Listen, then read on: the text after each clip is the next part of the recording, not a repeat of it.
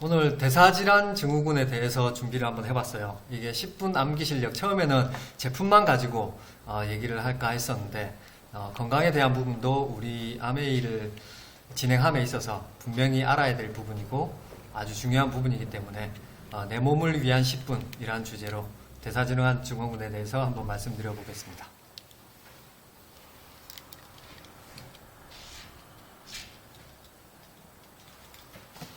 잠시만 기다려 주십시오.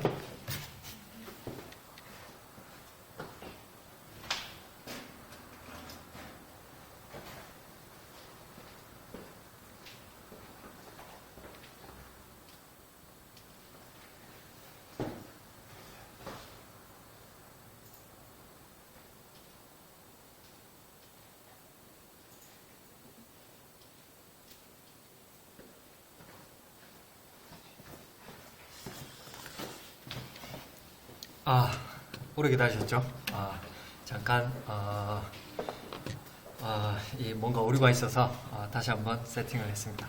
네, 대사질환 증후군에 대해서 말씀드려 보겠습니다. 대사작용 그리고 대사증후군 여러 가지 용어들이 있는데 일단 대사작용에 대해서 한번 말씀을 드려볼게요. 대사작용, 우리는 음식을 섭취를 하죠. 음식을 섭취를 하고 그 음식으로 인해서 섭취된 영양분은 혈액을 통해서 필요한 조직으로 이동이 됩니다. 그리고 에너지로 사용하고 남은 것은 지방으로 저장이 되죠. 에너지가 부족하면 저장한 지방을 분해해서 에너지로 다시 사용하게 됩니다. 원래 우리 몸의 시스템이 그렇게 돼 있어요. 그런데 대사 과정에서 문제가 생기게 되면 그것을 바로 대사증후군이라고 얘기를 합니다. 그러면 우리 몸 대사작용 하는 데 있어서 기본적으로 기초대사량 그리고 신진대사 이렇게 두 가지 구분해서 또 말씀을 드릴 수가 있는데, 일단 기초대사량은 키나 체중, 골근량, 우리 몸의 물리적인 부분에 의해서 나오는 이론적인 대사량을 가지고 기초대사량이라고 하고, 그리고 신진대사는 키하고 체중, 골근량 이런 우리 몸의 물리적인 부분과 관계없이 내가 먹은 것을 소비할 수 있는 능력, 즉 실제로 우리 사람이 키하고 몸무게하고 이 골근량 이런 것들이 똑같다고 해서 똑같은 에너지를 사용하는 건 아니거든요. 실제 내 자신이 사용하는 에너지 소비량을 신진대사라고 얘기할 수 있습니다. 그러면 대사증후군은 무엇인가? 그리고 대사증후군으로 진단하는 기준은 무엇인가를 보시면, 일단 혈압이 130/85 이상이고, 그리고 공복 혈당이 100mg 이상이어야 되고, 그리고 고지혈증 150 이상, 그리고 복부 비만, 낮은 고밀도 콜레스테롤, 이렇게 5가지 항목이 있어요. 이 5가지 항목 중에서 3가지 이상이 해당되면 대사증후군으로 구분을 합니다.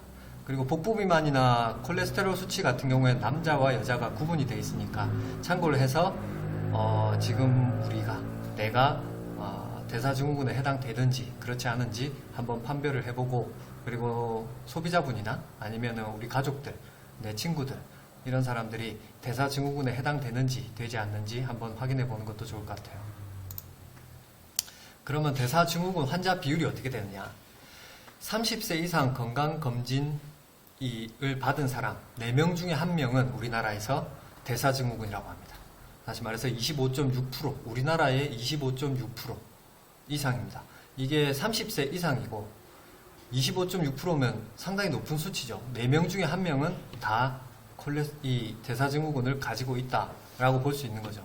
그리고 특히나 이 아랫부분에 보시면 30에서 40대, 남자들은 30, 40대에 많이 나타나기 시작하고, 여자들은 아무래도 호르몬 문제상 폐경기 이후 50세 이후에 많이 나타난다고 해요.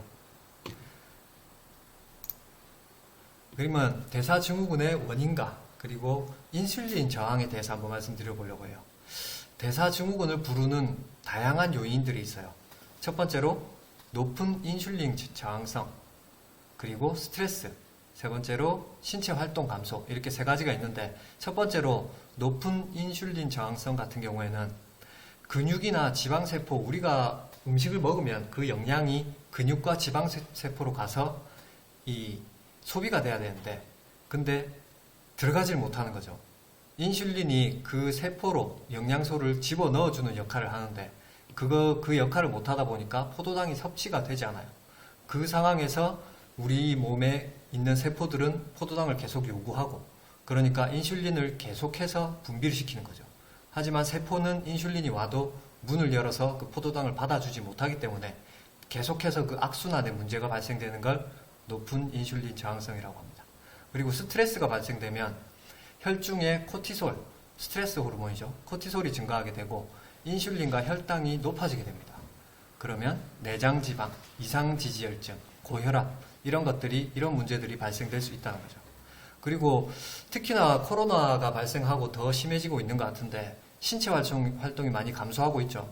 그러다 보니까 내장지방이 많이 축적이 되고 신체 활동은 감소하는데 배달 음식은 점점 더 활성화돼서 집에서 엄청나게 많은 것들 우리가 먹을 수 있잖아요. 그래서 내장지방이 축적이 되고 콜레스테롤 문제도 생기고 중성지방, 혈당, 혈압 상승 이런 문제점들이 계속 생기고 있다는 거죠. 그로 인해서 대사증후군이 발생이 된다. 아래에 보시면 높은 인슐린 저항성에 대해서 다시 한번 얘기가 나오는데 어려운 개념은 아닌 것 같아요.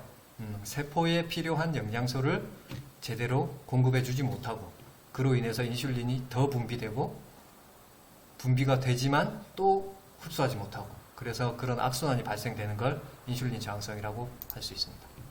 그러면 대사증후군의 원인은 아직 불명확합니다. 정확하게 원인이 밝혀지진 않았어요.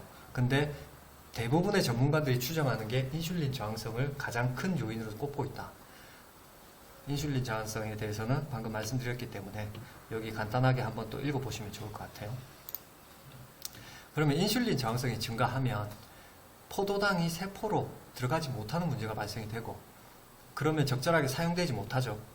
적절하게 사용되지 못한 이 포도당들은 또 지방세포로 축적이 되기도 하기 때문에 이 아래에 보이는 사진처럼 비만의 문제까지 발생이 될 수 있다는 거죠.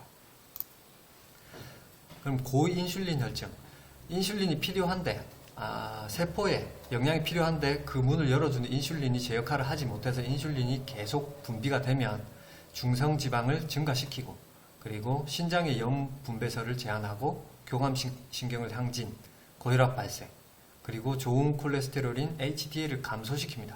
그래서 이상지지혈증을 고지혈증이라고 많이 하죠. 그리고 적정한 혈당을 유지하지 못해서 높은 혈당을 유지하게 합니다. 이 모든 증상이 다 대사증후군을 일으키는 하나의 뿌리가 된다고 합니다.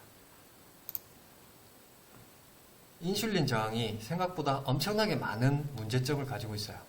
피로해지는 것도 당연히 영양을 섭취하지 못하니까 우리가 피로해지겠죠. 그리고 배고프지 않은 상황에서도 자꾸만 배고픔을 느끼게 됩니다.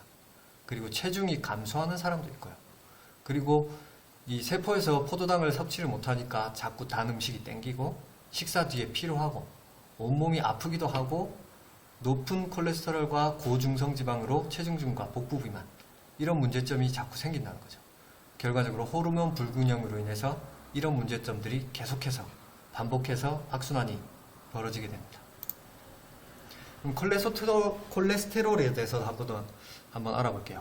콜레스테롤의 기능은 피로회복 및 항산화 작용, 그리고 체내 세포막 형성과 재생, 성호르몬, 비타민 D 생성, 담즙 생성. 이렇게 보면 콜레스테롤은 엄청 좋은 역할을 많이 해요. 많이 하는데 콜레스테롤에도 종류가 있더라. 첫 번째로 저밀도 콜레스테롤. 이 저밀도 콜레스테롤은 일단 간에 보관이 되어 있는데 간에 보관된 콜레스테롤을 혈관으로 운반하고 축적하는데 과다할 경우에는 심뇌혈관 질환의 원인이 됩니다. 그리고 고밀도 콜레스테롤은 혈관 속의 콜레스테롤을 간으로 운반해서 제거를 해줘요. 이렇게 보면 저밀도 콜레스테롤은 위험하죠. 심뇌혈관 질환의 원인이 되기 때문에. 그런데 고밀도 콜레스테롤은 좋은 겁니다. 혈관 속에 콜레스테롤뿐만 아니고 여러 찌꺼기들 이런 것들을 간으로 운반시켜줘요. 저밀도 콜레스테롤의 또 다른 역할은 각종 영양소, 에너지원을 운반하기도 합니다. 그래서 저밀도 콜레스테롤이 없어서는 안 돼요. 없어서는 안 되는데 부작용이 이런 것들이 있을 수 있다. 고밀도 콜레스테롤은 이 남아있는 찌꺼기 같은 콜레스테롤과 중성지방, 각종 노폐물을 운반작용합니다. 고밀도 콜레스테롤은 좋은 역할을 하죠. 그런데 전체 콜레스테롤 수치에서 저밀도 콜레스테롤 LDL, 고밀도 콜레스테롤 HDL 두 개의 수치를 빼면 이게 그 전체 콜레스테롤 수치가 나오질 않아요. 거기에 추가적으로 잔여 지단백이라고 하는 게 있어요. 이 부분도 한번 챙겨봐야 되는데 실제 병원에서는 이 부분을 챙겨주진 않아요. 챙겨주진 않고 수치를 한번 계산을 해보면 이 부분이 나오는데 이 잔여 지단백이 정상 수치는 17이고 30 이상 올라가게 되면 위험하다고 해요. 일반적으로 잔여 지단백 수치가 인슐린 수치와 함께 상승하기 때문에 인슐린 저항성이 있는지 없는지를 확인하는데 또 중요한 지표가 되기도 합니다. 그리고 한국형 대사증후군이라고 있어요. 왜 이렇게 부르냐면 한국인의 복부비만과 이 서양인의 복부비만의 형태가 다르더라. 어떤 식으로 다르냐? 체질량 지수가 같아도 서양인보다 내장지방의 비율이 훨씬 높아요. 이렇게 보시면 지방의 형상이죠. 서양인 같은 경우에는 내장에는 지방이 별로 없죠. 그런데 앞쪽 이 피하의 피부 아래에 지방이 많이 쌓이는 그런 형태의 이 복부비만이 많이 생기고, 동양인은 피하 지방도 생기지만 내장 안에 끼어있는 이 내장 지방도 엄청 많다는 거죠. 한국인은. 여기서 보시면 복부비만 수치는 비슷하죠. 서양인하고 동양인. 오히려 서양인이 높아요. 근데 이 동양인이 내장지방 이 수치가 높다 보니까 고중성 지방 그리고 HDL 저하 이 두 가지 문제점이 오히려 서양인보다 훨씬 높더라. 서양인은 혈압 상승의 문제 외에는 크게 문제되지 않는데 이 콜레스테롤로 인해서, 동양인은 이 고중성 지방이나 HDL 저하까지. 그래서 우리는 내장지방 수치를 좀 많이 챙기고 그 부분을 좀 떨어뜨리기 위해서 노력을 많이 해야 될 것 같습니다. 그러면 대사증후군을 완전히 없앤다라기보다 예방할 수 있는 하나의 방법으로 신진대사량을 높이는 방법이 있어요. 첫 번째로 양질의 단백질과 비타민, 미네랄을 충분히 보충을 하는 것. 그리고 두 번째로 근육을 만드는 것.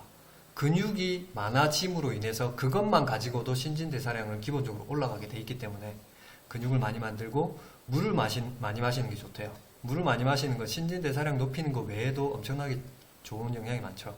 그리고 햇빛 쬐는 거.